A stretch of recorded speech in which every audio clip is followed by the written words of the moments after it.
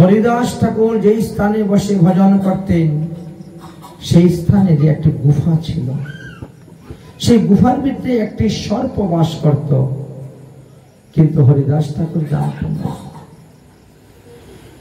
হরিদাস ঠাকুর শান্তিপুরে কিছুদিন থাকার পরে ফুলিয়াতে গিয়েছিলেন। ফুলিয়া নামক এক গ্রাম আছে, সেই ফুলিয়াতে গিয়েছিলেন। ফুলিয়া গ্রামে যত ব্রাহ্মণ সকল সবেই আসেন হরিদাসকে দেখার জন্য। হরিদাসের স্বভাব চরিত্রে তারা প্রসন্ন হয়েছিলেন। হরিদাসের কাছে আসতে বসতেন, হরিনাম শ্রবণ করতেন। সেখান থেকে একটি সর্প বেরোত, কিন্তু তিনি দেখতেন নাই, জানেন নাই, বুঝেন নাই, কারণ ওই সর্প কোনোদিনও তিনার কোনো ক্ষতি করত না। কিন্তু গ্রামবাসীরা দেখে বড় ভয় পাতেন। তাই গ্রামবাসীরা একদিন এসে বললেন, আপনি এই স্থানে বসে ভজন করবেন না, আপনি যেখানে ভজন করেন ওই স্থানে একটা বিশাল গর্ত আছে, আর এই গর্ত থেকে এক বিষধর সর্প বেরোয়, বিষধর একটি সর্প বেরোয়। অতএব আপনি এই স্থানে থাকবেন না, এই স্থান থেকে অন্যত্র চলে যাবেন, এই স্থান থেকে অন্যত্র চলে যান। কিন্তু তিনি বললেন, ঠিক আছে, তাহলে হয়তো সর্প এখানে থাকবে, না হলে আমি এখানে থাকবো, দুজন তো একসঙ্গে বাস করা যাবে না। আজকে রাত্রে ভোজনটা করে নেই, কালকে সকালের মধ্যে যদি সর্প এখান থেকে না যায়, তাহলে আপনাদের কথা অনুসারে আমি এই স্থান ত্যাগ করে অন্যত্র যাব। কিন্তু ওই দিনই সর্প গর্ত থেকে বেরিয়ে ধীরে ধীরে চলে গেলেন। আজও পর্যন্ত সেই গর্তটি ফুলিয়ার মধ্যে আছে, যে গর্তেতে সর্প বাস করতেন। নামাচার্য হরিদাস ঠাকুরকে পরীক্ষা করার জন্য মায়াদেবী পর্যন্ত এসেছিলেন, সুন্দর রূপসী হয়ে নারী রূপ ধারণ করে, কিন্তু তথাপিও তিনাকে পরাজিত করতে পারলেন না। এদিকে নামাচার্য হরিদাস ঠাকুর হরিনাম করেন বলে বেশ কিছু মুসলমান গিয়ে কাজীর নিকট, মূলকপতির নিকটে গিয়ে জানাইলেন যে যবন হইয়া করে হিন্দুর আচার, ভালো মতে আনিয়া তারে করহ বিচার। তখন সেই মূলকপতি এই কথা শুনে হরিদাস ঠাকুরকে গ্রেফতার করার জন্য আদেশ করলেন, বন্দী করার জন্য। পাইকগণ আসলেন, হরিদাস ঠাকুরকে বন্দী করে নিয়ে গেলেন। মূলকপতির কাছে গিয়ে উপস্থিত হল। মূলকপতি তখন বলছেন, তুমি কৃষ্ণ নাম করো কেন? তিনি বললেন যে আমার যে কৃষ্ণ নাম করতে ভালো লাগে, তাই আমি কৃষ্ণ নাম করি। হরিদাস ঠাকুরের কথা শুনে মূলকপতি তখন তিনার ধর্ম অনুসারে তাকে বুঝাইতে চাইলেন, কিন্তু হরিদাস ঠাকুর বুঝতে রাজি হলেন না। তিনি বলছেন আমার এই নাম ভালো লাগে, তাই এই নাম করব। মূলকপতি তখন বললেন, তুমি জানো, তুমি যদি এই নাম করো তাহলে তোমাকে 22 বাজারে বেত্রাঘাত করা হবে। তিনি বললেন, খণ্ড খণ্ড করে দাও যদি দেহ, যতক্ষণ দেহের মধ্যে প্রাণ আছে ততক্ষণই হরিনাম করব। খণ্ড খণ্ড করে দেহ যাই যদি প্রাণ, তথাপি না ছাড়িব বদনে হরিনাম। হরিদাস ঠাকুর আইলা সেই স্থানে। তখন বললেন, প্রথমে তাকে বন্দি করে রাখো, কারাগারে রাখো, কারাগারে রেখে বন্দি করে রেখে তাকে বুঝাও, যদি না বুঝি তারপরে আস্তে আস্তে শাস্তি। কারাগারে গিয়েও তিনি হরিনাম সংকীর্তন করছেন। কারাগারে যারা বন্দী ছিলেন তারা তখন নামাচার্য হরিদাস ঠাকুরকে সে প্রণাম করছেন। নামাচার্য হরিদাস ঠাকুর বলেন, থাকো থাকো, এখন যেভাবে আছো। কিন্তু তারা তখন উল্টা বুঝে নিয়েছে, যেভাবে আছো মানে আমরা কি সারা জীবন কারাগারেই বন্দী হয়ে পড়ে থাকবো, এই অর্থে বলেন নাই। আমাকে দেখেই যে তোমাদের ভাবের উদয় হয়েছে, ভক্তির উদয় হয়েছে, আমাকে দেখেই যে তোমরা হরিনাম কীর্তন করতেছ, ওইভাবেই থাকো। কারাগারে থেকেও যদি হরিনাম করো তথাপিও তোমাদের মঙ্গল হবে, কল্যাণ হবে, সেই অর্থে বলছেন। আজ কারাগার যেন তীর্থ হয়ে গেল, তীর্থক্ষেত্র। কারণ একজন বৈষ্ণব যেখানে যান, যেখানে একজন বৈষ্ণবের চরণরজ পড়ে, বলছে সেই স্থান তীর্থ সদৃশ্য। আমাদের বৃন্দাবনের মহিমামৃত গ্রন্থেতে আছে যে বৃন্দাবনে যদি কেউ 3 রাত্রি বাস করে আর তারপরে যদি তিনি চলে আসেন, তাকে যে দর্শন করবে তারই মঙ্গল, তারই কল্যাণ, তারই পাপ তাপ অপরাধ নাশ হয়ে যায়। গঙ্গাকে দর্শন করলে মানুষের পাপ নাশ হয় না, গঙ্গাতে গিয়ে স্নান করলে পরে মানুষ পাপ নাশ হয়। কিন্তু সাধু দর্শনেই মানুষ পবিত্র হয়ে যায়, মানুষের পাপ তাপ অপরাধ নাশ হয়ে যায়। তাই নামাচার্য হরিদাসকে দেখে তাদের পাপের সংখ্যা কমেছিল। নামাদাস হরিদাস ঠাকুর থাকা সত্ত্বেও যখন তিনি এদের কথা শুনতে রাজি হলেন না, তখন মূলকপতি আরো রেগে গেলেন এবং তিনি তখন আদেশ দিলেন মূলকপতি যে তার প্রাণ নাও। 22 বাজারে গিয়ে তাকে বেত্রাঘাত করে তাকে প্রাণ নাও। কাজী বলে 22 বাজারে লইয়া মারো, প্রাণ লহ আর কিছু দায় না করো। এমন ভাবে মারিবে যেন প্রাণহীন হয়ে যায়। যদি তাকে 22 বাজারে মারার পরেও সে না মরে, তাহলে তোমাদেরকে প্রাণদণ্ড দেওয়া হইবে। যারা মারতে যাবে তাদেরকে। কেন? জবন হইয়া করে হিন্দুয়ানি, এর জন্য তেনারা প্রাণান্তর হইলে শেষে হইবে ভাবনাশ। 22 বাজারে মারিলেও যদি সে জীবে, তবে জানিব, তবে তোমাদেরকে প্রাণে মারিবে। মূলকপতির আদেশে এবং গোরাই কাজীর আদেশে সেই পাইকগণ তখন 22 বাজারে নিয়ে প্রহার করতে শুরু করলেন। হাজার হাজার লোক, হাজার হাজার ভক্ত তাহা দর্শন করে কাঁদতে শুরু করেছে। সবাই ভগবানকে ডাকতেছেন, হে ভগবান আসো আসো, তোমার ভক্তকে তুমি রক্ষা করো, তোমার ভক্তকে তুমি রক্ষা করো। কিন্তু ভগবান আসছেন না দেখতে। এসেছেন ভগবান, রক্ষাও করে যাচ্ছেন, কিন্তু চর্মচক্ষে দ্বারা কেউ দেখতে পাচ্ছেন না। চর্মচক্ষের দ্বারা কেউই দেখতে পাচ্ছেন না তিনি যে রক্ষা করে যাচ্ছেন। কে রক্ষা করেছিলেন? পরে মহাপ্রভু নিজেই মুখে বলেছিলেন। যখন মহাপ্রভু প্রকাশ হয়েছিলেন গয়াসাধ্য করার পরে, তখন যেদিন শিবাস পণ্ডিতের অঙ্গনে মহাপ্রভু প্রকাশ হয়েছিলেন, তখন বলেছিলেন, নামাচার্য হরিদাস, তোমাকে যখন 22 বাজারে প্রহার করেছিল তখন আমি তোমাকে রক্ষা করেছিলাম। এই দেখো এখনো আমার পিঠে সেই দাগ আছে। মহাপ্রভু দেখিয়ে দিয়েছিলেন নামাচার্য হরিদাসকে, কিন্তু চর্মচক্ষুর দ্বারা তখন অন্যান্য লোকেরা কেউ দেখতে পায় নাই। সবাই মনে করেছিল, আহারে সেই বেচারা এত ভগবানের নাম করে, আর তারপরে আজকে তাকে এত প্রহার হচ্ছে, ভগবান তাকে রক্ষা করতে আসছেন না। কৃষ্ণ কৃষ্ণ স্মরণ করেন হরিদাস, নামানন্দে দেহে দুঃখ না হইল প্রকাশ। ভগবান যে তাকে রক্ষা করছেন। কৃষ্ণের প্রসাদে হরিদাসের শরীরে অল্প দুঃখ নাহি জন্মিল, এতেক প্রহারে প্রাণ নাশ করবেন এরকম প্রহার তথাপিও হলো না। তখন মানুষ বলছে, এ কি মানুষের প্রাণ না কি রে বাবা, এত মারতেছে তারপরেও মরে না। মানুষকে তো এক বাজারে বা 2 বাজারে মারলেই মরে যায়, কিন্তু হরিদাসকে 22 বাজারে মারলেও মরল। মানুষের প্রাণ কি কহিতে এই মরণে, 2-3 বাজারে মরিলেই লোক মরে, 22 বাজারে মরিলাম তবু নাহি মরে। এখন তো বিপদ হয়ে গেছে, কারণ আমরাই তো মরে যাব। যারা প্রহার করতে গিয়েছিলেন তারাই তখন চিন্তা করছেন, তাহলে এবার আমাদের মৃত্যু অনিবার্য।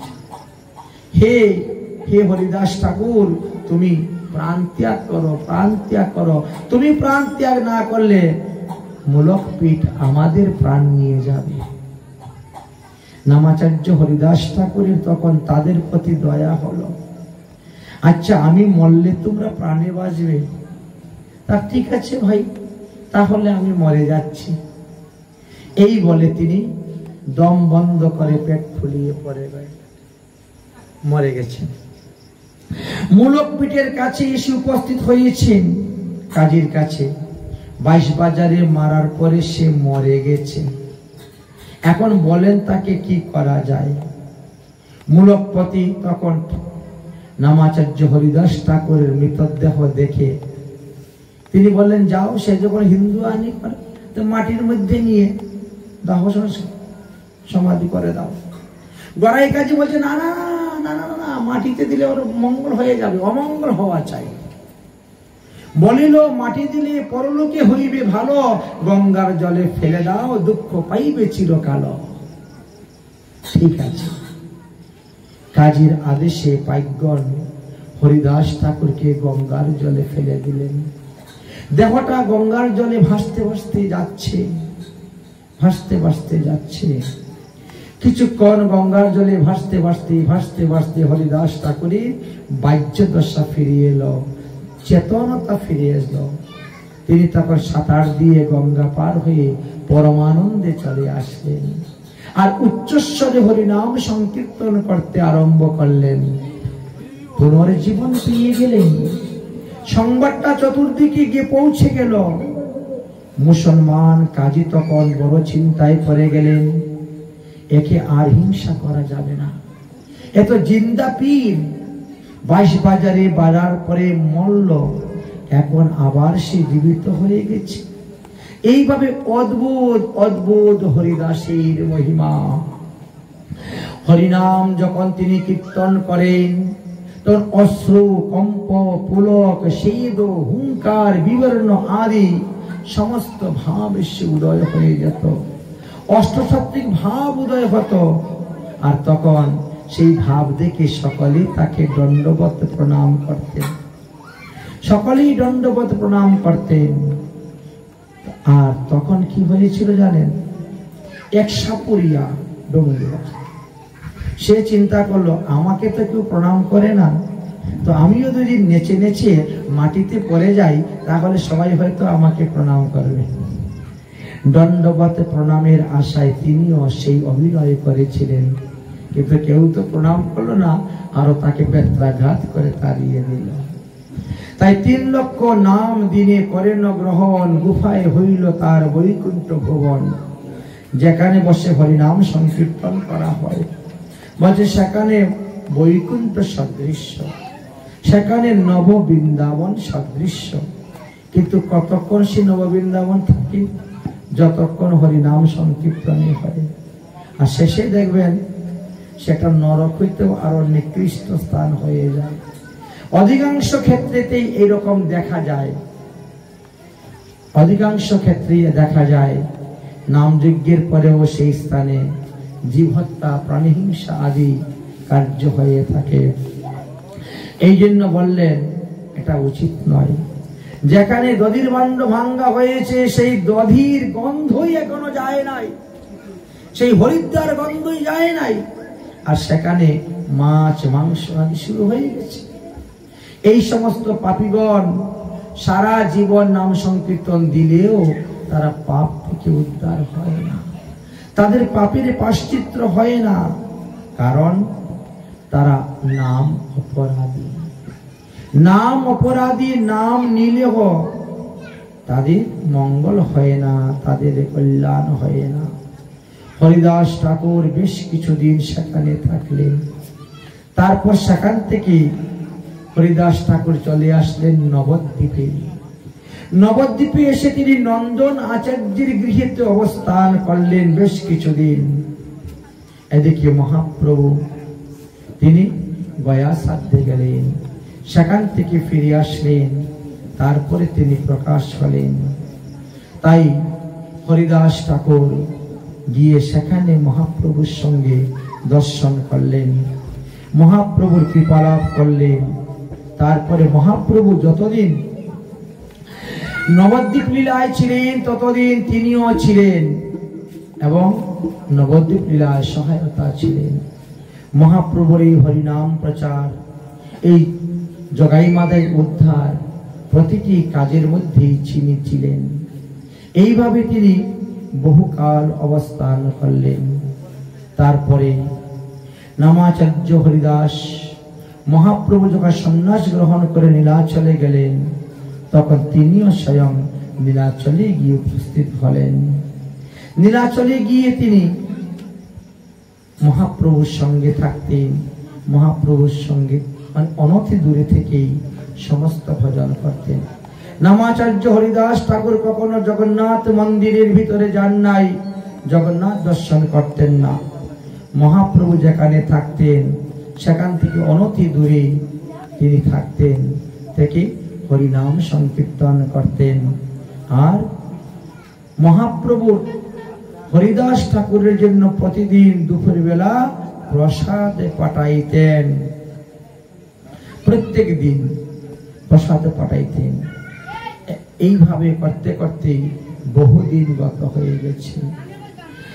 যখন সনাতন গোস্বামী পাদ গিয়েছিলেন নীলাচলে, তখন মহাপ্রভু এই হরিদাস ঠাকুরের কাছে সনাতন গোস্বামীকে রাখার ভার দিয়েছিলেন, দেখাশোনার ভার দিয়েছিলেন। সনাতন গোস্বামী যখন জগন্নাথের রথের নিচে প্রাণ ত্যাগ করার সংকল্প নিয়েছিলেন, তখন মহাপ্রভু গিয়ে বলছিলেন, আমি একে দেখাশোনার ভার তোমার উপরে দিলাম, তুমি ওকে দেখাশোনা করিও। এইভাবে ভার দিয়েছিলেন হরিদাস ঠাকুরে। রূপ গোস্বামী পাদ যখন গেলেন, তখন রূপ গোস্বামী পাদ ও নামাচার্য হরিদাস ঠাকুরের গৃহে পেয়েছিলেন। আর সেখানে থেকে তিনি সাধন ভজন করতেন, মহাপ্রভুর কৃপা লাভ করেছিলেন। দেখতে দেখতে দেখতে দেখতে মহাপ্রভু যতটি রথযাত্রা আদি করেছেন, উৎসব করেছেন, সবকিছুতেই তিনি সঙ্গী ছিলেন। এইভাবে মহাপ্রভু সঙ্গ করতে করতে বহুদিন গত হয়ে গেছে। নামাচার্য হরিদাস ঠাকুর এখন বৃদ্ধ হয়ে গেছেন। একদিন শ্রী গোবিন্দ মহাপ্রসাদ লইয়া হরিদাসকে দিতে গেলেন আনন্দিত হইয়া। গিয়ে দেখেন হরিদাস ঠাকুর মন্দ মন্দ হরিনাম সংকীর্তন করতেছেন, মন্দ মন্দ হরিনাম সংকীর্তন করতেছেন। তখন গোবিন্দ ঘোষ বলছেন, উঠো, মহাপ্রভু আপনার সেবার জন্য প্রসাদ পাঠিয়েছেন, সেবা গ্রহণ করুন। তখন হরিদাস বলছে, প্রসাদটা রেখে দাও, এখনো আমার নাম সংখ্যা পূর্ণ হয় নাই, অতএব নাম সংখ্যা পূর্ণ হওয়ার পর আমি প্রসাদ গ্রহণ করব, রেখে দাও, রেখে দাও। তখন গোবিন্দ বলছেন, আরে প্রসাদ প্রাপ্তি মাত্র ভক্ষণ, প্রসাদ রেখে দিব কেন, এসে গ্রহণ করুন। তখন নামের মালাটা রেখে দিয়ে এক রঞ্চে প্রসাদ মুখে দিলেন, দিয়ে প্রসাদের যে মর্যাদা, সেই মর্যাদাকে তিনি রক্ষা করলেন। রক্ষা করে তিনি আবার হরিনাম সংকীর্তন করতে লেগে গেলেন, হরিনাম সংকীর্তন করছেন। এদিকে শ্রী গোবিন্দ ঘোষ মহাপ্রভুর কাছে গিয়েছেন, জিজ্ঞেস করেন, কিরে হরিদাস কেমন আছে? তিনি বলেন, মনে হয় শরীরটা ভালো নয়, প্রসাদ নিয়ে গেছি, প্রসাদ খেতে চাচ্ছেন না, বলছেন রেখে দাও। তারপরে অনেক অনুনয় বিনয় করার পরে এক রঞ্চি প্রসাদ মাত্র মুখে দিয়েছেন। ও আচ্ছা আচ্ছা। এই সংবাদ পেয়ে পরের দিনই মহাপ্রভু হরিদাস ঠাকুরকে দেখার জন্য গিয়ে উপস্থিত হয়েছেন। মহাপ্রভু জিজ্ঞাসা করছেন, তোমার শরীরটা এখন কেমন, তুমি কেমন আছো? হরিদাস ঠাকুর বলছে, শরীর সুস্থ হয় মোর, অসুস্থ বুদ্ধি মন। এ আবার কেমন কথা? প্রভু কহিন, কোন ব্যাধি কহত নির্ণয়, তিভু কহে শঙ্কা সংকীর্তন পূরণ নাহি হয়। আমি যে সংকল্প করে হরিনাম করতাম, সেই সংখ্যা পূর্ণ এখন আর হয় না। মহাপ্রভু বলেন, বৃদ্ধ হইলে এখন সংখ্যা অল্প করো, সিদ্ধ দেহতে কেন তুমি এত আগ্রহ ধরো? হে হরিদাস ঠাকুর, হরিনাম করতে করতে হরিনাম করতে করতে তোমার নাম সিদ্ধি হয়ে গেছে, অতএব এখন এত হরিনামের আগ্রহ কেন? এখন সংখ্যা কম করো। আগে যে সংখ্যা তোমার ছিল সেই সংখ্যা থেকে তুমি সংখ্যা কম করে নাও। এখন তুমি সিদ্ধ হয়ে গেছ, সংখ্যা অল্প করো। হরিদাস ঠাকুর বলেন, প্রভু আজকে একটা সত্যি কথা আমাকে বলবেন? বলে, কি বলো? বলে, আমার মনে হচ্ছে আপনি আর বেশি দিন এই পৃথিবীতে লীলা করবেন না, লীলা সংবরণ করে চলে যাবেন। তবে আমি চাই না যে আমার পরে আপনি, আমার আগে আপনি যান, এটা আমি চাই না। অতএব আমার ইচ্ছা আপনার আগে আমি চলে যাব। হীন জাতিতে জন্ম মোর, নিন্দিত কলেবর, হীন কর্মে রতে মই, অধম পাপ পামর। এক প্রকার অস্পৃশ্য অদৃশ্য ছিল আমার এই দেহ, এই কলেবর। আপনি কৃপা করে অঙ্গীকার করে রৌরব নরক থেকে আমাকে উদ্ধার করে নিয়ে এসেছেন। আপনার কৃপাতে আমি সাধ্যের পাত্র খাইনু ম্লেচ্ছ হইয়া। এক বাঞ্ছা হয় মোর বহুদিন হইতে, লীলা সম্বরিবে তুমি লয় মোর চিত্তে। এই লীলা মোরে প্রভু প্রভু না দেখাইবা, আপনার আগে প্রভু শরীর ছাড়াইবা। তাই হরিদাস ঠাকুরের মনে কি ইচ্ছা ছিল? হরিদাস ঠাকুরের মনে ইচ্ছা ছিল, আরে হৃদয়ে ধরিমু তোমার চরণ কমল, হৃদয়ে ধরিমু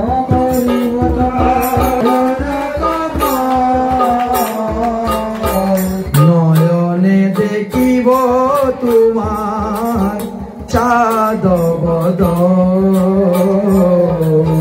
নয়নে দেখিব তোমার চাঁদ বদন। জিহ্বায় উচ্চারিব তোমার শ্রী চৈতন্য নাম, জিহ্বায় উচ্চারিব তোমার শ্রী চৈতন্য নাম। এই মত ইচ্ছা মোর ছাড়িবারে প্রাণ, এই মত ইচ্ছা মোর ছাড়িবারে প্রাণ। আমার ইচ্ছাটাকে আপনি পূর্ণ করিবেন, এটাই আমার ইচ্ছা। আপনি বিনা আমার এই ইচ্ছাকে অন্য কেউ পূরণ করতে পারবে না। মহাপ্রভু বললেন, তথাস্তু হরিদাস তথাস্তু। হরিদাস, তোমার ইচ্ছা অবশ্যই ভগবান পূর্ণ করিবেন, তবে আমার আগে তুমি চলে যাওয়াটা এটা ঠিক হচ্ছে না। কেন? আরে কেন তুমি বুঝতে পারছো না? আরে তোমাকে নিয়েই তো আমার সর্বসুখ, তোমাকে নিয়েই তো আমার সবকিছু। আজ তুমি যখন চলে যাবে তখন আমার অবস্থা কি? হরিদাস চরণে ধরিয়া করেন, প্রভু না করিও মায়া, অবশ্যই করো প্রভু এই অধমের দয়া। হে প্রভু, তুমি এই মায়া দেখাইও না, এই মায়ার জালে আমাকে ফেলিও না। আমার যাওয়ার ইচ্ছা হচ্ছে, আমাকে যেতে দাও। হে প্রভু, তোমার লীলার সহায়কের জন্য তো কোটি কোটি বৈষ্ণব মহান্তগণ আছেন। আরে আমার মতো একটা কীট যদি মরে যায় তাহলে পৃথিবীর কোনো হানি হবে না, হবেও না। ভক্ত বৎসল প্রভু তুমি, আমি তো ভক্ত হতে পারি নাই, তবে ভক্ত আবাস অবশ্যই পুরাবে প্রভু মোর এই মনের আশ। তবে মহাপ্রভু বললেন, ঠিক আছে, তাহলে তুমি কোন দিন যেতে চাও? যেদিন আপনার ইচ্ছা। বলে, ভাদ্র মাসের শুক্লপক্ষের চতুর্দশী দিবস, সেদিন হলো অনন্ত চতুর্দশী। আজকের এই দিবস, এই আজকের এই দিবসকে বলা হয় অনন্ত চতুর্দশী দিবস। অতএব ওই দিনই সকালেই তুমি দেহ ত্যাগ করিবে। অনন্ত চতুর্দশী আজকের দিবসে যারা অনন্ত চতুর্দশী ভগবানের পূজা করেন, তিনি ভগবান যেমন 14 ভুবনকে রক্ষা করেন, তাকেও সেইভাবে রক্ষা করেন। তাই আজকে ভগবানের একটা বিশেষ পূজা, একটা বিশেষ তিথি, এই অনন্ত চতুর্দশী। এই বৎসরে মাত্র একটাই দিন আসে। মহাপ্রভু এই কথা বলে চলে গেলেন। তবে মহাপ্রভু তারে করি অঙ্গীকার, মধ্যাহ্ন ভোজন করিতে করিলাম, চলে গেলেন। পরদিন সকালবেলা জগন্নাথকে দর্শন করেছেন। মঙ্গল আরতি করিয়া সব ভক্তগণের সঙ্গে গিয়ে বললেন, চলো রে হরিদাস ঠাকুরের কুটিয়ায় চলো সবাই। জগন্নাথ মন্দির থেকে কীর্তন করতে করতে রওনা হয়েছেন, আর হরিদাস ঠাকুরের সেই সিদ্ধ বকুলে গিয়ে উপস্থিত হয়েছেন। হরিদাস ঠাকুর দেখলেন মহাপ্রভু কীর্তন করে আসতেছেন। সঙ্গে সঙ্গে তিনি কুটিয়া থেকে বেরিয়ে গিয়ে আগে মহাপ্রভুকে প্রণাম করলেন, আর তারপর সমস্ত বৈষ্ণবদেরকে প্রণাম করলেন। মহাপ্রভু কহেন, হরিদাস কহ সমাচার, এখন যাবে না দুপুর বেলা যাবে না বিকাল বেলা যাবে না আর কিছুদিন থাকবে আমার লীলা সহায়তা করার জন্য? হরিদাস কহেন, প্রভু যে ইচ্ছা তোমার, তোমার ইচ্ছার অধীন কোনো কিছু নেই, তোমার যা ইচ্ছা তাই হবে। মহাপ্রভু তখন বললেন যে আরম্ভ করো হরিনাম সংকীর্তন। হরিনাম সংকীর্তন অঙ্গে অঙ্গনে আরম্ভিলা প্রভু নাম সংকীর্তন।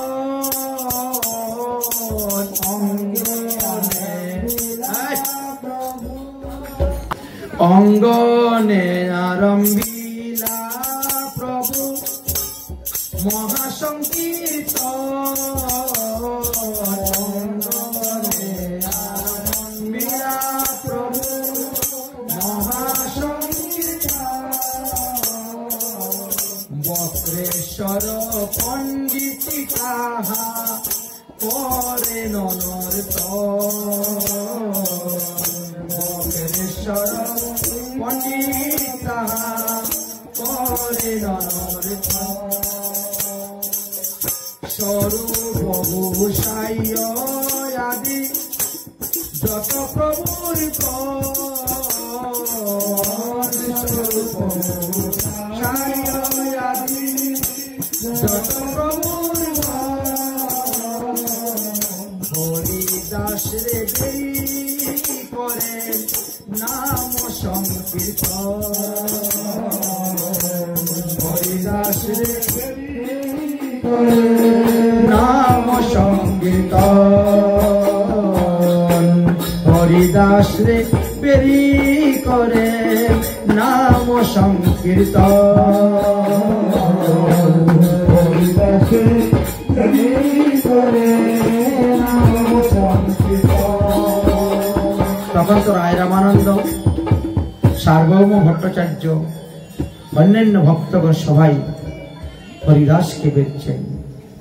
মহাপ্রভু আজ হরিদাসের গুণের কথা বলছেন। এতদিন কিন্তু গোপন রেখেছিলেন, আজ তিনি বর্ণন করে যাচ্ছেন। জানো এই হরিদাসের গুণের দশমুখী যেন বর্ণন করছেন এমন ভাবে। আর হরিদাস কি করল? হরিদাস অগ্রেতে প্রভুরে বসাইল, নিজ নেত্র দুই ভৃঙ্গ মুখপদে মেদিল। সহৃদয়ে আনিয়া ধরিলা চরণ যুগল, সর্বভক্তগণের পদরেণু মস্তকে ভূষণ।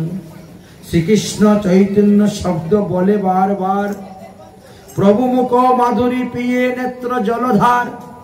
শ্রীকৃষ্ণ চৈতন্য শব্দ করে উচ্চারণ, আর নামের সহিত প্রাণ কইলেন উৎক্রমণ।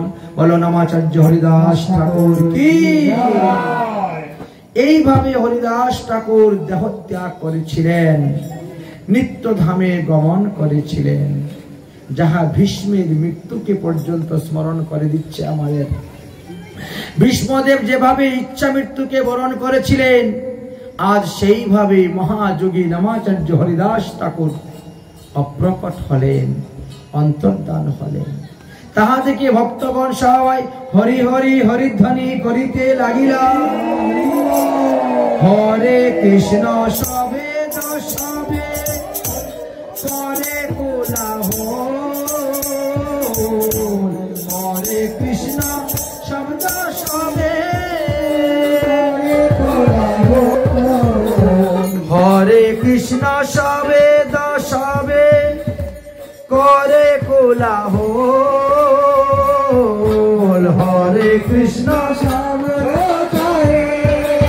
করে কোলাহল, প্রেমানন্দে মহাপ্রভু হইলা বিভোর, প্রেমানন্দে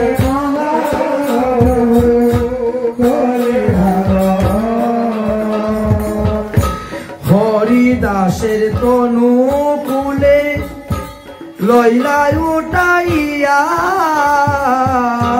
হরিদাসের তনু কুলে লইলা উঠাইয়া, অঙ্গনেতে নাচেন প্রভু প্রেমাভিষ্ট হইয়া, অঙ্গনেতে নাচেন প্রভু প্রেমাভিষ্ট হইয়া, প্রভুর আবেশে আবেশ সর্বভক্ত গণে, প্রভুর আবেশে আবেশ সর্বভক্ত গণে, প্রেমানন্দে সবে নাচে করে সংকীর্তনে, প্রেমানন্দে নাচে করে সংকীর্তনে, এই মত নিত্য প্রভু করেন কতক্ষণ, এই মত নিত্য প্রভু করে কতক্ষণ, স্বরূপ গোসাই প্রভুকে করিল সাবধান, স্বরূপ গোসাই প্রভু করিল সাবধান, হরিদাসকে হরিদাস ঠাকুরকে তবে বিমানে চড়াইয়া, হরিদাস ঠাকুরকে তবে বিমানে চড়াইয়া, সমুদ্রেতে লইয়া গেলা কীর্তন করিয়া, সমুদ্রেতে লইয়া গেলা কীর্তন করিয়া, আগে মহাপ্রভু চলে নৃত্য করতে করতে, আগে মহাপ্রভু চলে নৃত্য করতে করতে, পাছে নৃত্য করে বক্রেশ্বর ভক্তগণ সাথে, পাছে নৃত্য করে ভক্তগণ সাথে, পাছে নৃত্য করে বক্রেশ্বর ভক্তগণ সাথে, পাছে নৃত্য করে ভক্তগণ সাথে, হরিদাসে সমুদ্র জলে স্নান করাইল, হরিদাসে সমুদ্রে জলে স্নান করাইল, প্রভু গহের সমুদ্র আজ মহাতীর্থ হইল, প্রভু গহের সমুদ্র আজ মহাতীর্থ হইল, হরিদাসের পাদুদক পিয়ে ভক্তগণ, হরিদাসের পাদুদক পিয়ে ভক্তগণ, হরিদাসের অঙ্গে দিলা প্রসাদ চন্দ্র হরিদাসের অঙ্গে দিলা প্রসাদ চন্দ্র হরিদাসের অঙ্গে দিলা প্রসাদ চন্দ্র হরিদাসের অঙ্গে দিলা প্রসাদ চন্দ্র। কলিযুগ পাবন অবতার শ্রী শ্রী গৌরাঙ্গ মহাপ্রভু তিনি স্বয়ং নিজে আচরণ করে দেখিয়ে গেলেন।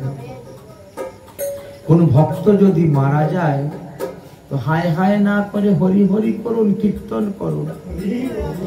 তাকে বিমানের মধ্যে বসিয়ে হরিনাম সংকীর্তন করে করে নিয়ে যান আর তাকে শুদ্ধ গঙ্গার জলে স্নান করান সময় তার দাদুর সঙ্গে তিলক রচনা করে দেন। যদি জীবিত অবস্থায় কোনো ব্যক্তি তিলক কপালে ধারণ না করে দাহ সংস্কারের সময় করাইলেও লাভ আছে। জীবিত অবস্থায় যদি কোনো ব্যক্তি মালা গলায় না দেয়, তুলসীর মালা, মৃত্যুর পরেও যদি তার গলায় মালা দিয়ে দাহ সংস্কার করেন তার লাভ আছে। কারণ তুলসীর মালা গলায় দিয়ে ঊর্ধ্বপুণ্ড তিলক দিয়ে যাকে দাহ সংস্কার করা হয় সে সমস্ত পাপ থেকে মুক্ত হয়ে যায়। কিন্তু আমাদের মধ্যে কিছু কুসংস্কার ফেলা আছে, তুলসীর কাষ্ঠ পুরাতে নাই, তাই মালা গলার থেকে খুলে নেই। আরো খবরদার, এটা করতে যাবেন না, এটা সুসিদ্ধান্ত নয়। যাহা আমরা ছোটবেলা থেকে দেখে আসছি, শুনে আসছি, এইগুলা কুসংস্কার। সুসংস্কার হলো মালা গলায় দিয়ে আপনি তাকে পুরাবেন। আরো বেশি করে তুলসী গাছের ডাল নিয়ে যাবেন। যে সমস্ত তুলসী বৃক্ষ প্রাপ্তি হয়ে যান এইগুলাকে তুলে আটা বেঁধে ঘরে রেখে দেন। কেউ মারা গেলে পরে ওই তুলসী গাছের ডাল নিয়ে যাবেন, তার বক্ষের উপর তার মস্তকে দিবেন, দিয়ে তাকে পুরাবেন। কোন বৈষ্ণব বা অবৈষ্ণবই হোক তাকে পুরাইলেও লাভ আছে, তিনিও সমস্ত পাপ থেকে মুক্ত হয়। আর মারা যাওয়ার পরে স্নান করানোর পরে কি করবেন, যাদের বাড়িতে ভগবত সেবা পূজা হয় তাদের বাড়িতে কি ভগবানের প্রসাদী চন্দন এনে তার কপালে দিবেন, ভগবানের প্রসাদী মালা নিয়ে তার গলায় পরাবেন। কিন্তু আমাদের মধ্যে অনেক কুসংস্কারের লোক আছে, মালা এনেই মরার গলায় এমনি পরাই দেয়, ভগবানের প্রসাদী করে না। ভগবানের প্রসাদী করেই দিতে হইবে। এখানে দেখেন কি সুন্দর প্রমাণ দেখাচ্ছেন। মহাপ্রভু নিজে স্বয়ং ভগবান হয়ে তিনি নিজে আচরণ করে আমাদেরকে দেখিয়ে দিলেন। তাই জগন্নাথের মন্দির থেকে জগন্নাথের প্রসাদী বস্ত্র, জগন্নাথের প্রসাদী চন্দন, জগন্নাথের প্রসাদী পট্টডুরি এনে আজকে এই নামাচার্য হরিদাস ঠাকুরের উপরে দিলেন। তারপরে সমুদ্রের তীরে বালুর মধ্যে গর্ত করলেন আর সেই বালুর নিচে তাকে সমাধি দিয়ে দিলেন। সমাধি দিয়ে কি বললেন, সবাই মিলে এই সমাধিকে পরিক্রমা করো, হরিনাম সংকীর্তন করো। তাই চারিদিকে ভক্তগণ করেন সংকীর্তন,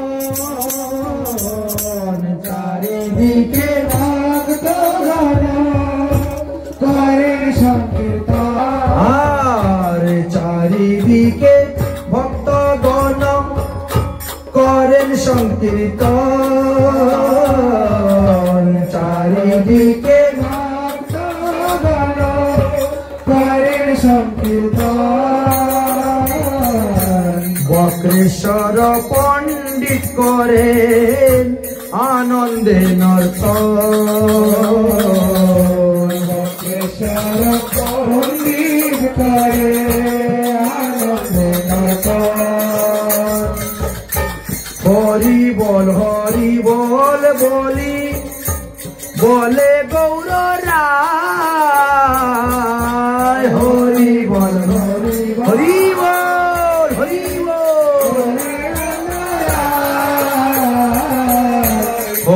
বল হরি বল বলি বলে গৌর রায়, হরি বল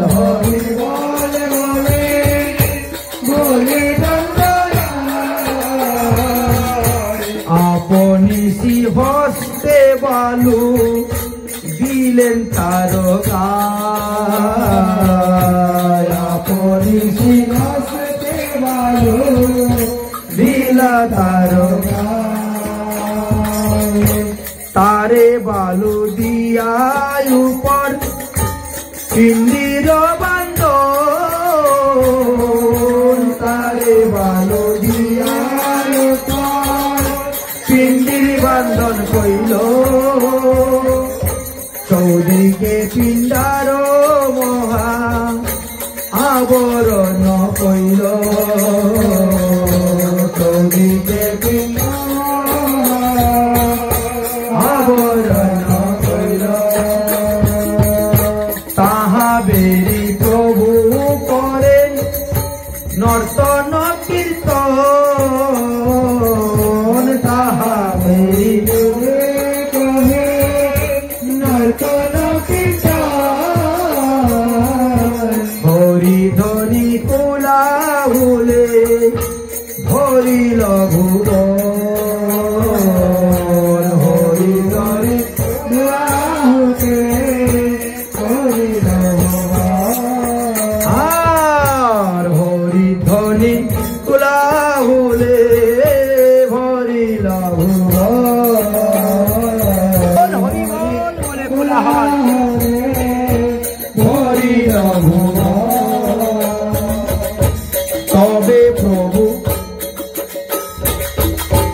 তবে মহাপ্রভু সব ভক্তগণ লইয়া,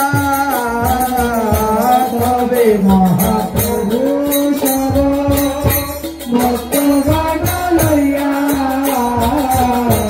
সমুদ্রেতে গেলা স্নান, আর সমুদ্রে করিলা স্নান, জল ফেলি কইলা, সমুদ্রে জল ফেলি কইলা। মহাপ্রভু সমুদ্রে স্নান করে আজকে কেঁদে কেঁদে কেঁদে কেঁদে বলছেন, আরে হরিদাস চলে গেল, হরিদাস আমাকে প্রতিদিন 3 লক্ষ নাম শোনাইত। আচ্ছা বলেন তো, হরিদাস ঠাকুর থাকতেন সিদ্ধ বকুলে, আর মহাপ্রভু থাকতেন গম্ভীরায়। সিদ্ধ বকুল আর গম্ভীরাটা অনেকটা দূর, কিন্তু ওখানে থেকে জপ করলে কীর্তন করলে ওখানে শোনা যায় কেমন করে। আরে অন্তর্যামী ভগবান মহাপ্রভু তো সবার অন্তরেই আছেন। এই যে আপনি জপ করতেছেন, এই যে আপনি কীর্তন করতে, ভগবান শুনতে পাচ্ছেন। ভগবান বলছেন দেখো আমাকে শোনাচ্ছে। ভগবান তো পরমাত্মা রূপে আপনার হৃদয়ের মধ্যে বসে আছেন, তাই আপনি হরিনাম করলে তো ভগবান শুনতে পাচ্ছেন। তাই আজকে মহাপ্রভু কান্না করছেন, আরে কাঁদি কাঁদিয়া গৌরাঙ্গ বলে কি হইল আমার, কাঁদিয়া গৌরাঙ্গ বলে কি হইল আমার, কাঁদিয়া গৌরাঙ্গ বলে কি হইল আমার, কাঁদিয়া গৌরাঙ্গ বলে কি হইল আমার। হরিদাস ছেড়ে গেল প্রাণে বাঁচা, হরিদাস ছেড়ে গেল প্রাণে বাঁচা, কাঁদিয়া গৌরাঙ্গ বলে কি হইল আমার, কাঁদিয়া গৌরাঙ্গ বলে কি হইল আমার। হরিদাস ছেড়ে গেল প্রাণে বাঁচা,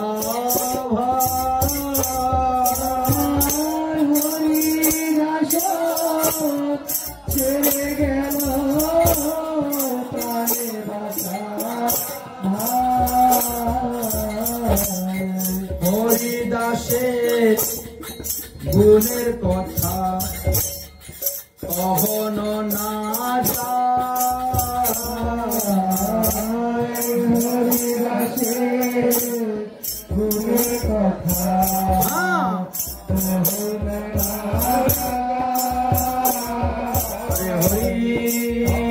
হরিদাসের গুণের কথা কখনো না যায়। হরিদাসের গুণের কথা কখনো না যায়। 3 লক্ষ নাম গ্রহণ মহিমা শোনা। 3 লক্ষ নামের মহিমা শোনা। হরিদাস ছেড়ে গেল প্রাণে বাঁচা ভাই। হরিদাস ছেড়ে গেল প্রাণে বাঁচা ভাই। রাত্রি দিনে নাম শুনাই তো 3 লক্ষ রাত্রি দিনে নাম শুনাই তো 3 লক্ষ।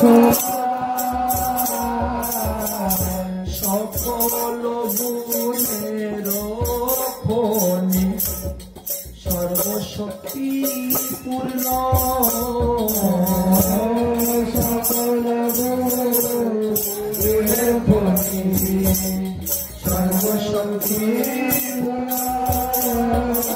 মায়ার পরিকাতে হইল উত্তীর্ণ।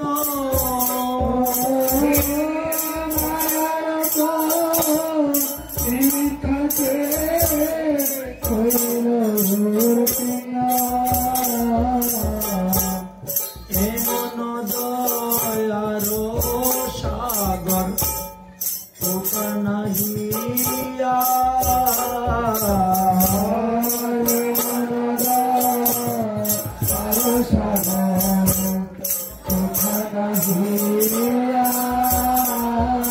যত হিংসা করে তার হিত করে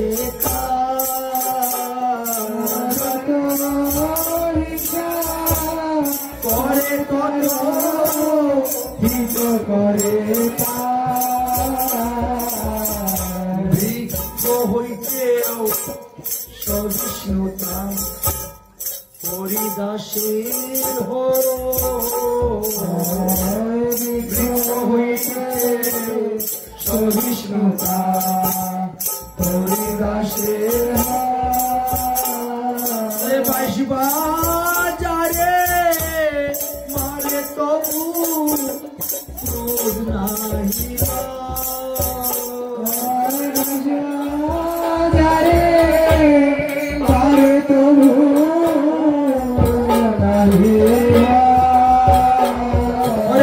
বাজারে মারে তবু ক্রোধ নাহিল।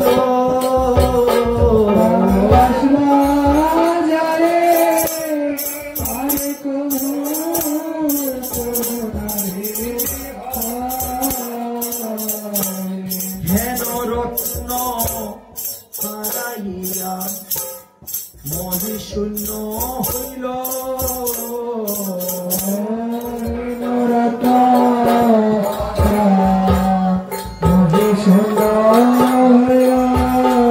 ওরে কি মোর দারুণ প্রাণ কি লাগি রহিল।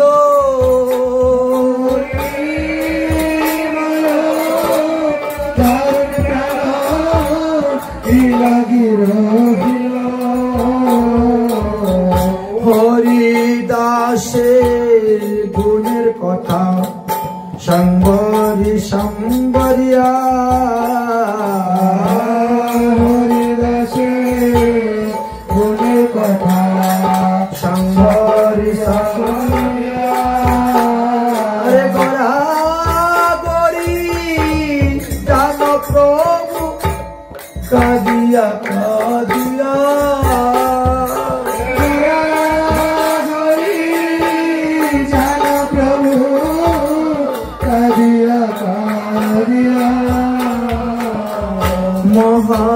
মহাভাগবত হরিদাস পরম বিদ্বান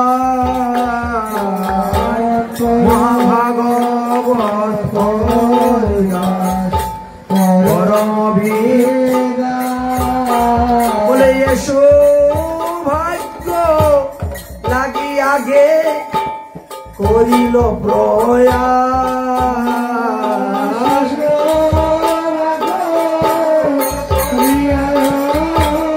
করিল প্রয়াস সে ভাগ্য লাগি আগে করিল প্রয়াস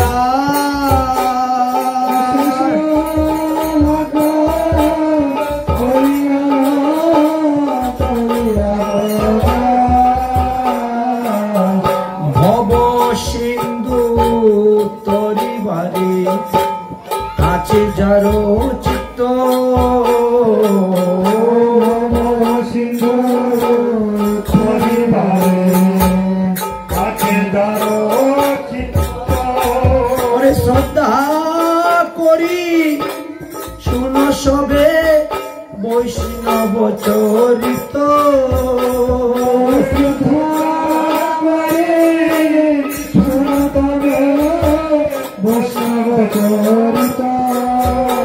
আর শ্রদ্ধা করি শুনো তবে হরিদাস চরিত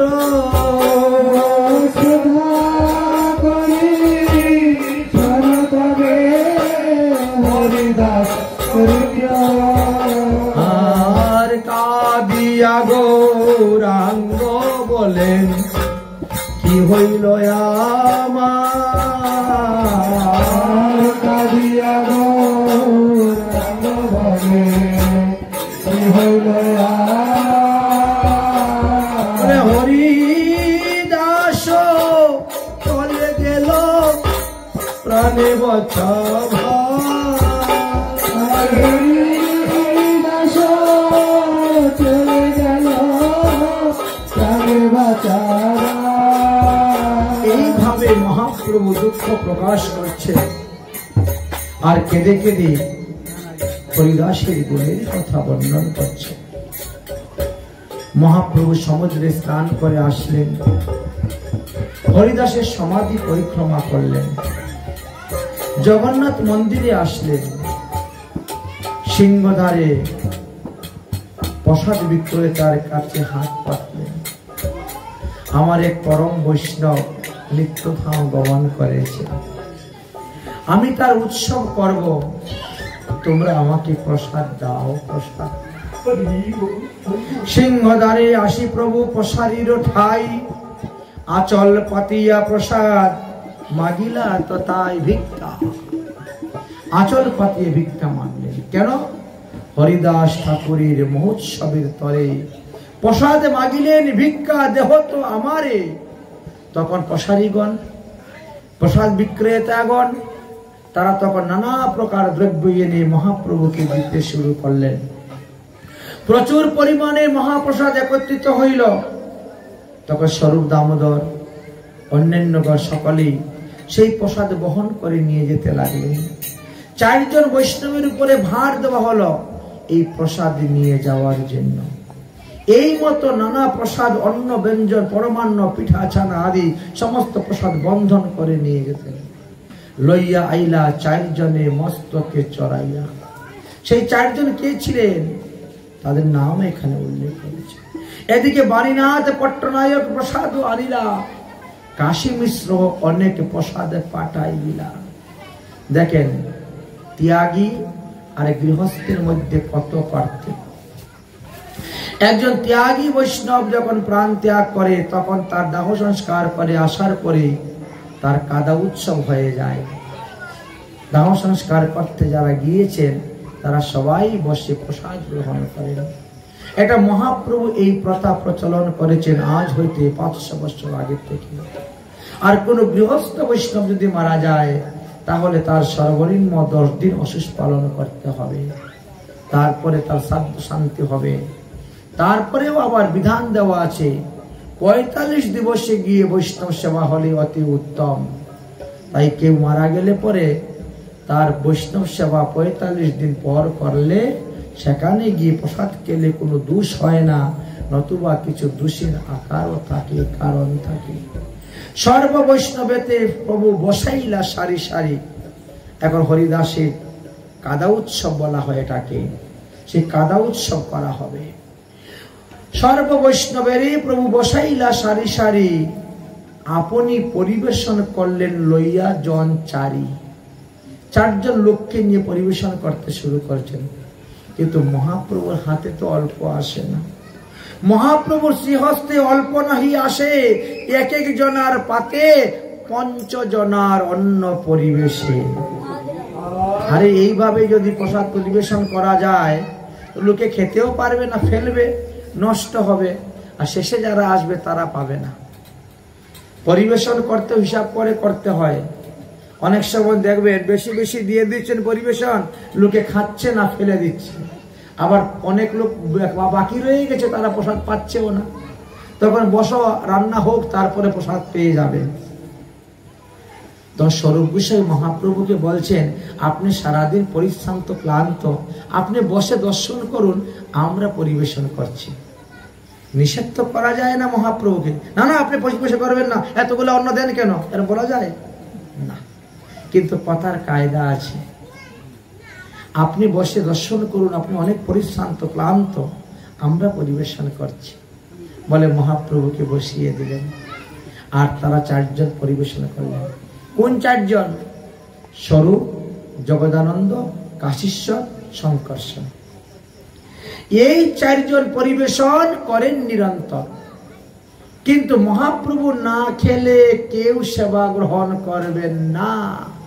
যতই পরিবেশন করে যান না কেন, সবাই হাত গুটিয়ে বসে আছে, সবাই হাত গুটিয়ে বসে আছে। কিন্তু আমাদের তো তা নাই, আমরা পাওয়া মাত্র খাওয়া শুরু করি, কে খেলো আর না খেলো ও দেখা দেখি দরকার নাই। মহাপ্রভু পাচ্ছেন না বলে সবাই হাত গুটিয়ে বসে আছে। কেন মহাপ্রভু পাচ্ছেন না? কারণ ওই দিন মহাপ্রভুর নিমন্ত্রণ ছিল কাশী মিশ্রের বাড়িতে। এই জন্য তিনি অপেক্ষা করছেন, আমার তো কাশী মিশ্রের বাড়িতে প্রসাদ পাওয়ার নিমন্ত্রণ, অতএব আমি সেখানে গিয়েই প্রসাদ পাবো। তাই মহাপ্রভু অপেক্ষা করেন, যদি কাশী মিশ্র প্রসাদ নিয়ে আসে তাহলে তো ভালোই। কিন্তু ইত্য অবসরে কাশী মিশ্র প্রসাদ মাথায় করে নিয়ে চলে এসেছেন। মাথায় করে নিয়ে চলে এসেছেন, এনে মহাপ্রভুর সম্মুখে উপস্থিত। মহাপ্রভুর সঙ্গে তখন বলেন পুরী, ভারতীয় বসলেন। পুরী, ভারতী আর মহাপ্রভু 3 জন তখন ওই কাশী মিশ্রের বাড়ির প্রসাদ গ্রহণ করতে শুরু করলেন। আর তারপরে সমস্ত ভক্তগণ প্রসাদ পেতে শুরু করলেন। মহাপ্রভু বলেন, আকণ্ঠ পুরিয়া প্রসাদ করহ গ্রহণ। যতক্ষণ পর্যন্ত গলা পর্যন্ত এসে না পৌঁছে তত পর্যন্ত প্রসাদ পেয়ে যান। দরকার ধরে পেটের মধ্যে চাপ দিয়ে দেখবেন কোথায় ফাঁকা আছে কিনা। যদি দেখেন ফাঁকা, না না আর একটু মহাপ্রসাদ দেন, আর একটু ডাইল দেন, এরকম করে চাপ দিয়ে দেখবেন কোথায় খালি আছে কিনা। যখন দেখবেন আঙ্গুল দিলে পরে আঙ্গুলে লেগে যায়, গলা পর্যন্ত হয়ে গেছে, হ্যাঁ এবার ঠিক আছে। তাই বলছেন আকণ্ঠ, কণ্ঠের উপরে আসলে তো আকণ্ঠ হয়, তা আকণ্ঠ পর্যন্ত আসলে তো আঙ্গুল দিলেও লাগাল পেয়ে যাবে, তাই না? আকণ্ঠ পুরিয়া সভায় করাইলা ভোজন। তারপরে বলেন, আরে দেও দেও, আরেকটু দেও, আরেকটু দেও, আরেকটু দেও। দেহ দেহ বলি প্রভু বলিন বচন, ভোজন করিয়া সবে কইলা আচমন। তবে পরাইলেন প্রভু সবাই রে মাল্য চন্দন। প্রেমাবিষ্ট হইয়া প্রভু করেন বরদান, শুনিয়া ভক্তগণের জুড়ায় মন প্রাণ। কি বরদান করেছিলেন? হরিদাসের নির্জন বিজয়ী উৎসব যে কইল দর্শন। কোন বৈষ্ণব প্রাপ্তি হলে তার দাহ সংস্কার দর্শন করতে যদি আপনি যান, তথাপি আপনার লাভ। যে কইল দর্শন, যে কইল নর্তন, যে তাহায় নৃত্য কইল, যে কইল কীর্তন, যে তারে বালুকা দিতে করিল গমন, আর যারা এসে তার মহোৎসবে করিল ভোজন। এই 4 ধরনের লোকেই মহাপ্রভু বরদান করলেন। কি বরদান করলেন? অচিরাত পাইবে সবে কৃষ্ণ প্রেম ধন। তাই কোন সদাচারী প্রসাদ বৈজ বৈষ্ণব যদি প্রাপ্ত হন, সংবাদ পান, সঙ্গে সঙ্গে চলে যাবেন তার দাহ সংস্কার আদি কার্য করার জন্য। কারণ হরিদার দর্শনে জয়িতে হয় শক্তি, ঠিক তেমনি ভাবে হরিদাসের এই মহোৎসবে প্রসাদ পেয়েও সেই শক্তি লাভ করতে পারবেন। এইভাবে যখন মহাপ্রভু বললেন, তখন সবাই জয় ধ্বনি চিত করেন, বলে জয় হরিদাস জয়, বলে জয় ধ্বনি। এত বলি মহাপ্রভু নাচেন আপনি, সবে গায়ে জয় জয় জয় হরিদাস। নামের মহিমা তিহু করিলা প্রকাশ, নামের মহিমা তিহু করিলা প্রকাশ। পৃথিবীতে আছিলা হরিদাস, আছিলা পৃথিবীতে শিরোমণি, তাহা বিনা রক্ত শূন্য হইল মেদিনী। হরিদাসের ইচ্ছা যবে হইল চলিতে, আমারও শপথি নাহি রহিল রাখিতে। কৃপা করি কৃষ্ণ মরিয়ে দিয়াছিলেন সঙ্গ, স্বতন্ত্র কৃষ্ণের ইচ্ছায় আজ সঙ্গ হইল ভঙ্গ। ইচ্ছা মাত্র কইল নিজ প্রাণ নিষ্ক্রমণ, পূর্বে যেছে শুনিয়াছি ভীষ্মের মরণ। এত বলি মহাপ্রভু বিষাদিত মনে, সমস্ত বৈষ্ণব কে ভক্তগণকে দিলেন আলিঙ্গনে। হর্ষদে বিষাদে প্রভু তখন বিশ্রাম করিলা, আর সমস্ত বৈষ্ণবগণকে তারপরে বিদায় দিলা। এইভাবে হরিদাস ঠাকুরের নির্জন লীলা সমাপ্ত হয়েছিল। তাই মহাভাগবত হরিদাস ঠাকুর কি, নামাচার্য হরিদাস ঠাকুর কি। আজ আমরা হরিদাস ঠাকুরের নির্যাস কথা আস্বাদন করলাম। যেহেতু আজকে তিনার এই তিরুধান তিথি, তাই তিনার জীবনী কথা আমরা আস্বাদন করলাম। যে মহাপ্রভু স্বয়ং হরিদাস ঠাকুরের দেহকে কোলে নিয়ে নৃত্য করেছিলেন।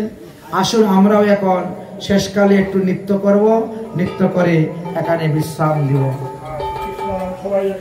গৌর গৌর গৌর গৌরাঙ্গ হে, গৌর গৌর গৌর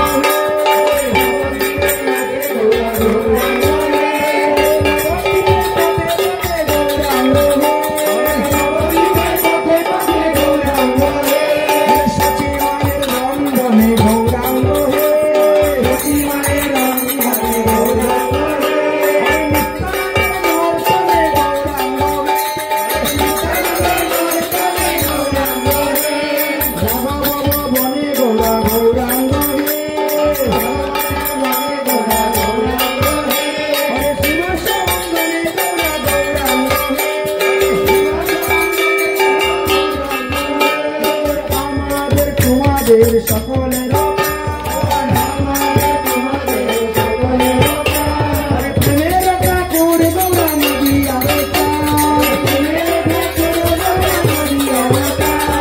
মহাবাবু প্রকাশকারী গৌরাঙ্গ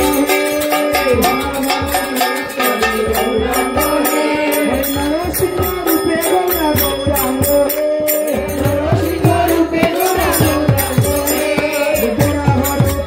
গৌরা গৌরাঙ্গ অষ্টবশ কৃপাকারী গৌরাঙ্গ বিশ্বরূপ কানের ভাইয়া গৌরাঙ্গ নিত্যানন্দের ছোট ভাইয়া গৌরাঙ্গ সীতানাথের আনানিধি গৌরাঙ্গ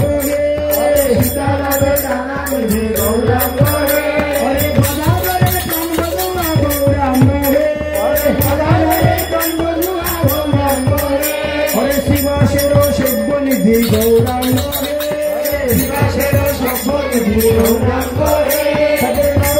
চিত্তপুরা গৌরাঙ্গ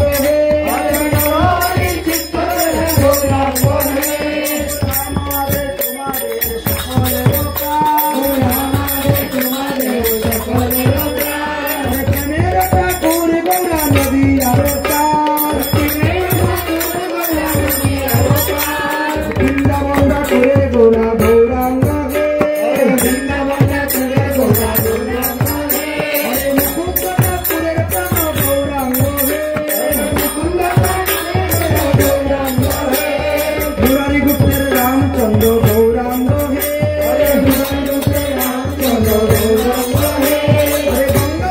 গঙ্গাপতি গৌরাঙ্গ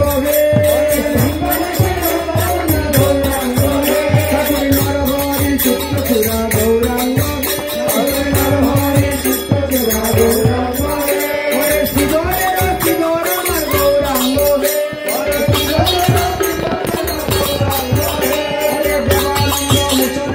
গৌরাঙ্গ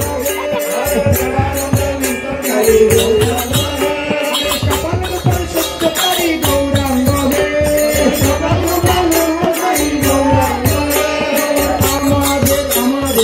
আমাদের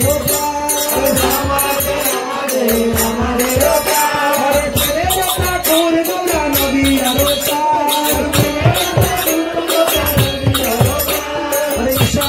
দাদা বাবু গৌরাঙ্গ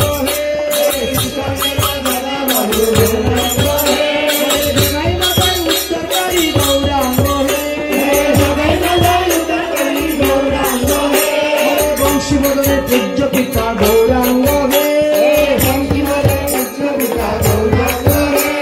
চাঁদ কাজী উদ্ধারকারী গৌরাঙ্গ বাসুভূষণ জগন্নাথ গৌরাঙ্গ হরিদাসের নাম প্রভু গৌরাঙ্গ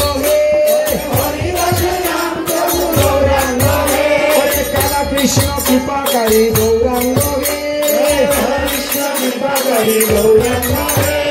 সর্বভুজ রূপধারী গৌরাঙ্গ আমাদের তোমাদের সকলের প্রেমের ঠাকুর গৌরা নদী সর্বভৌম শুদ্ধকারী গৌরাঙ্গ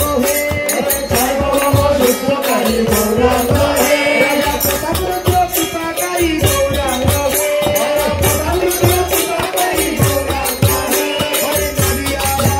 জীবন গৌরাঙ্গ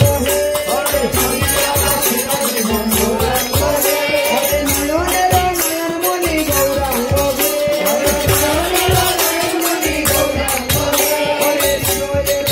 বিহারী গৌরাঙ্গ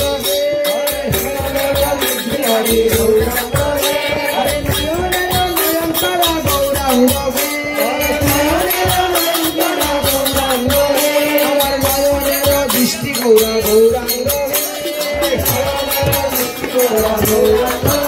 আমার প্রাণের প্রাণ রামচন্দ্র গৌরাঙ্গ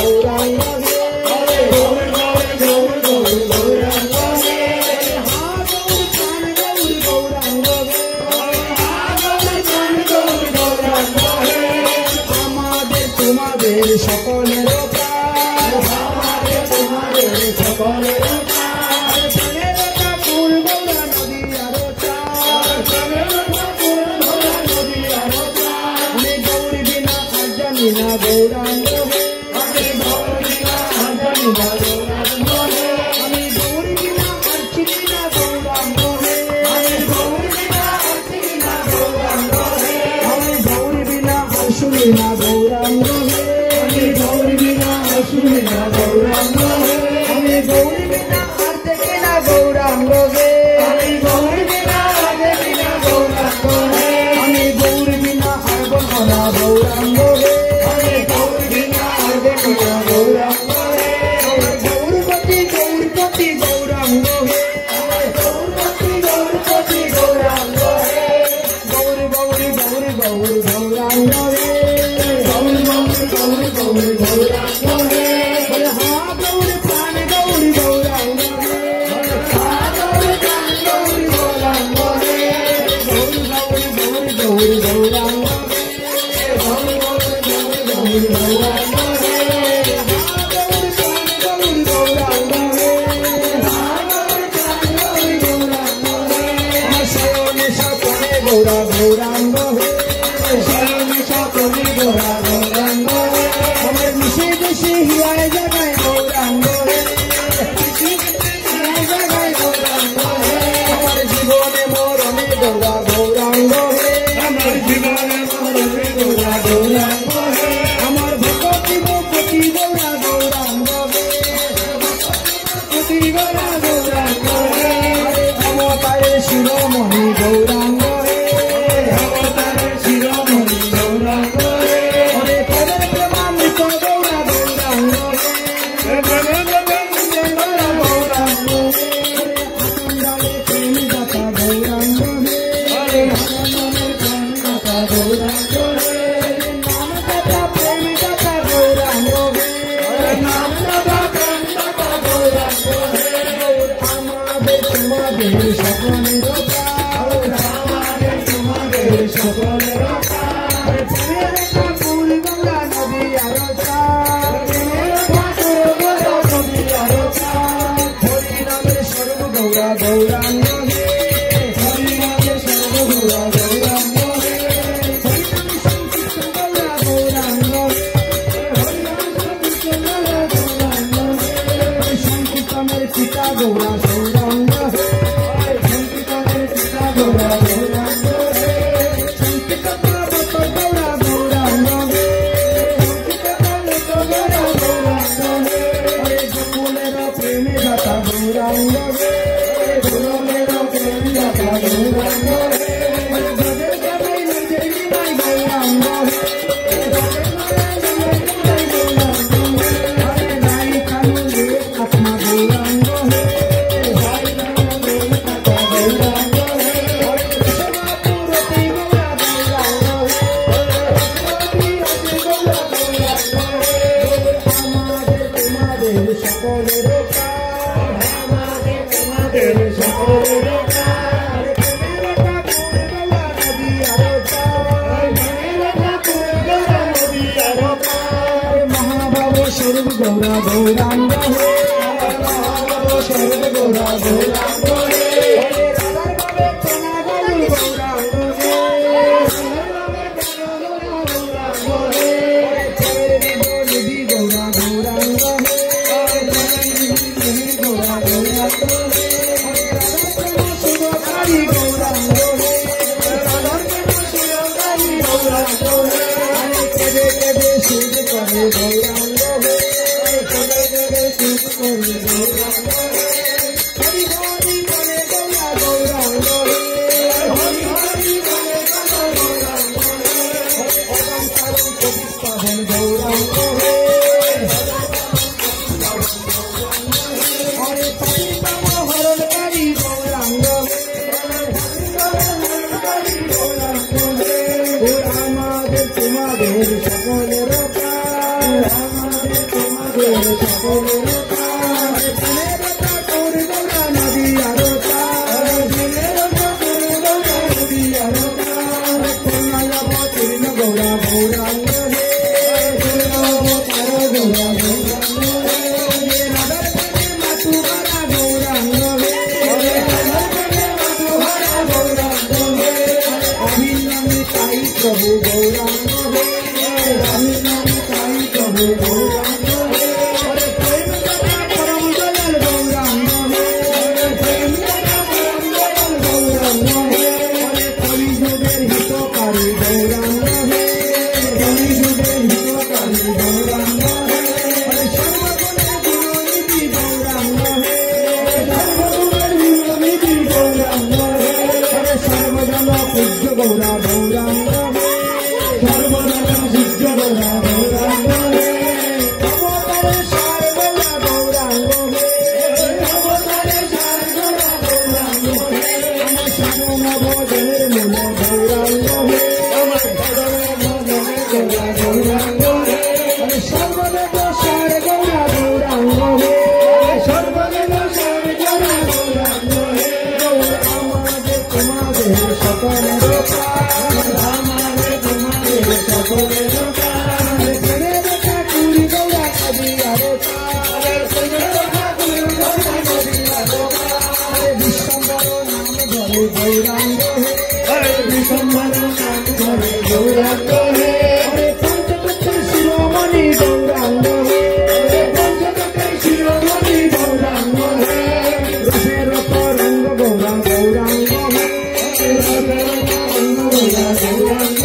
হে পঞ্চরসের রসিক গৌরা গৌরাঙ্গ হে পঞ্চরসের রসিক গৌরা গৌরাঙ্গ হে মাতৃভক্ত শিরোমণি গৌরাঙ্গ হে মাতৃভক্ত শিরোমণি গৌরাঙ্গ হে ভক্তগণের মুকুটমণি গৌরাঙ্গ হে ভক্তগণের মুকুটমণি গৌরাঙ্গ হে বৈষ্ণবের চূড়ামণি গৌরাঙ্গ হে বৈষ্ণবের চূড়ামণি গৌরাঙ্গ হে বৃন্দাবনের পথে পথে গৌরাঙ্গ হে বৃন্দাবনের পথে পথে গৌরাঙ্গ হে মুক্তপিত উদ্ধারকারী গৌরাঙ্গ হে মুক্তপিত মুক্তকারী গৌরাঙ্গ হে রাধাকুণ্ড প্রকাশকারী গৌরাঙ্গ হে রাধাকুণ্ড প্রকাশকারী গৌরাঙ্গ হে শ্যামকুণ্ড প্রকাশকারী গৌরাঙ্গ হে শ্যামকুণ্ড প্রকাশকারী গৌরাঙ্গ হে দেবজন রক্ত গৌরা গৌরাঙ্গ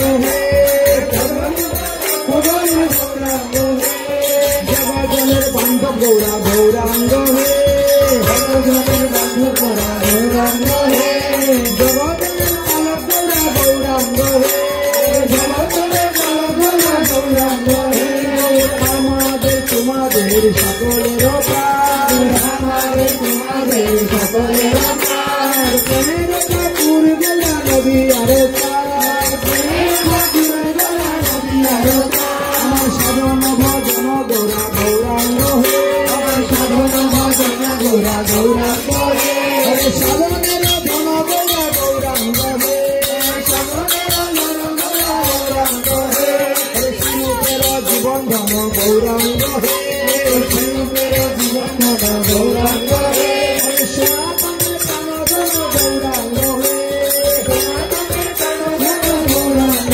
হে গোপাল ভট্ট কৃপাকারী গৌরাঙ্গ হে গোপাল ভট্ট কৃপাকারী গৌরাঙ্গ হে রঘুনাথের মুক্তিদাতা গৌরাঙ্গ হে রঘুনাথের মুক্তিদাতা গৌরাঙ্গ হে লোকনাথের পরমকারী গৌরাঙ্গ হে রঘুনাথের পরমকারী গৌরাঙ্গ হে রঘুনাথ ভক্তরে পান গৌরাঙ্গ হে রঘুনাথের গৌরাঙ্গ হে শ্রীজীবের জীবন গৌরা গৌরাঙ্গ হে শ্রীজীবের জীবন গৌরা গৌরাঙ্গ হে বাগীস্বামীর গিরিধারী গৌরাঙ্গ হে বাগীস্বামীর গিরিধারী গৌরাঙ্গ হে আমাদের তোমাদের সকলের প্রাণ আমাদের তোমাদের সকলের প্রাণ প্রেমের ঠাকুর গৌরা নদী আরো প্রাণ প্রেমের ঠাকুর গৌরা নদী আরো প্রাণ স্বরূপের নিত্য সাথী গৌরাঙ্গ হে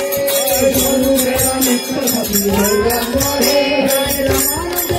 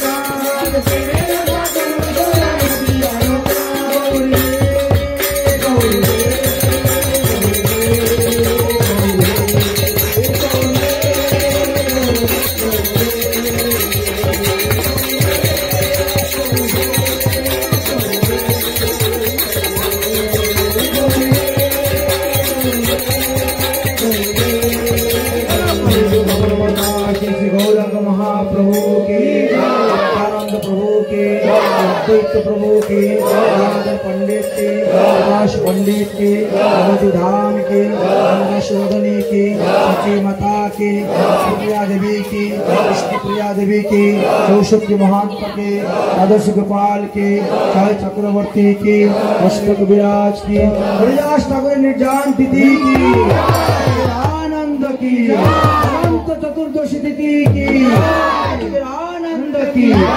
जय जय श्री राधेश्याम, जय जय श्री राधेश्याम, जय जय श्री राधेश्याम, निताई गौर हरि हरि।